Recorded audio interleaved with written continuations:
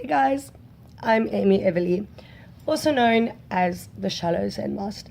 Now, for today's vlog post, I've got something kind of interesting I wanted to share with you about opinions and belief systems. It's pretty cool. So, most of us, capital D, I must have spoken your face. Oh, most of us have had conversations with people that become really nasty and heated, right? Like, let's say we're having a debate about politics or religion or relationships or sexual orientation, like all the biggies, right? We've all had those conversations. And what happens is you're voicing your opinion, right? And something about what that person says to you makes you feel pretty angry because you fundamentally disagree with them. And before you know it, it's become this like huge angry fight. You're blocking them off Facebook, you see them at a trance party, you're like, fuck them, what are you doing here, dude? Like, get off my fucking and then you suddenly have this horrible opinion of them, and it's all boiled down to some conversation you've had about my God is the right God, or Hillary Clinton's not a war criminal. And I want to tell you why you may be wasting precious moments in your life having these conversations. Now, don't get me wrong, everyone's entitled to freedom of speech, but I kind of feel that once you've put forth the proposition to the world that this is what I believe, the conversation's over. Think about it. If I were to sit in front of you right now and say, I believe that God created man out of the earth and then created woman out of Adam's rib, you can't really have a conversation with me because I've told you that this is what I believe. It's ended. You can express your opinion back to me and I can go, okay. But we can't really talk about it because we've cancelled out every single other possibility.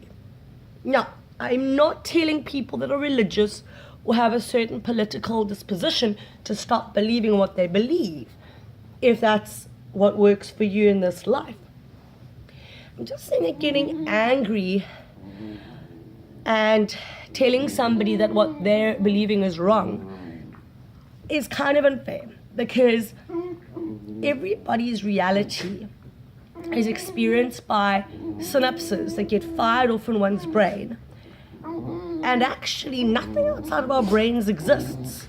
Everything about your reality originates from inside your mind. So let's really think about this. Do you think the universe cares if Donald Trump wins his elections?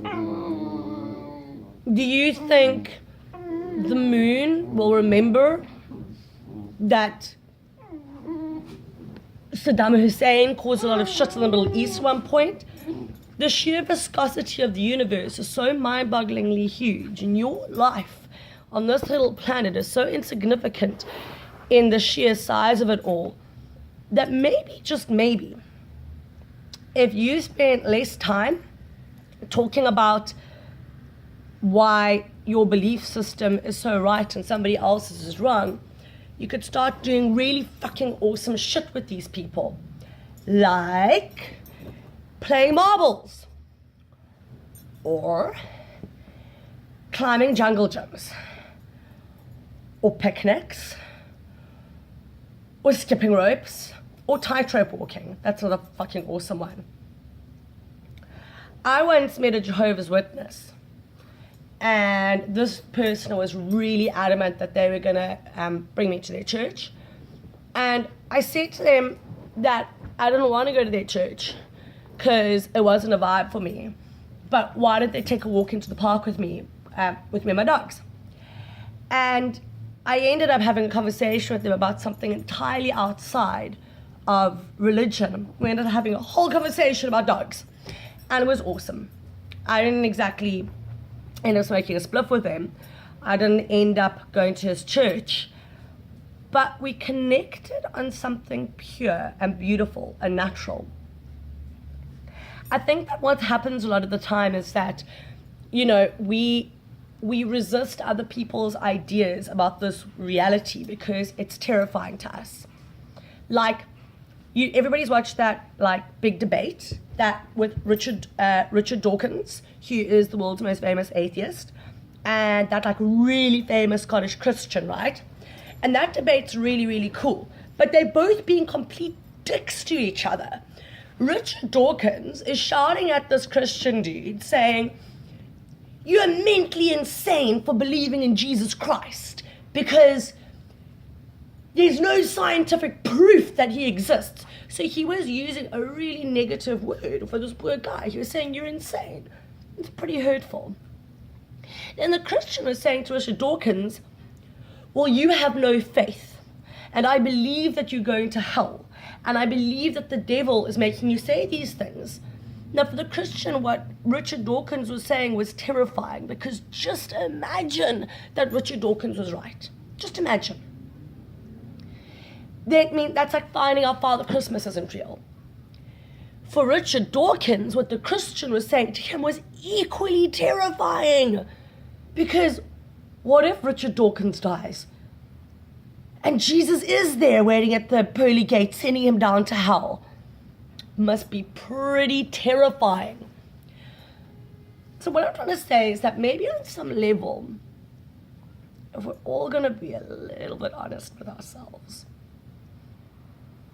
whether you're an atheist or a Christian, or whether you, like me, believe in the great giant green blob of jello in the sky, why do we keep a tiny little smidge open in our minds that maybe we just don't know?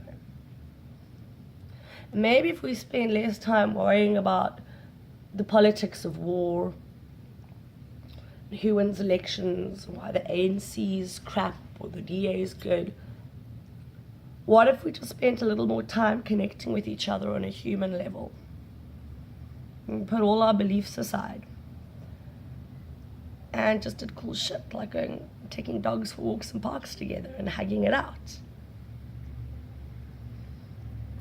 You'll be surprised how much quality of life you can get out of this existence. And laugh at yourself. Now, once I went through a really bad situation. Really bad.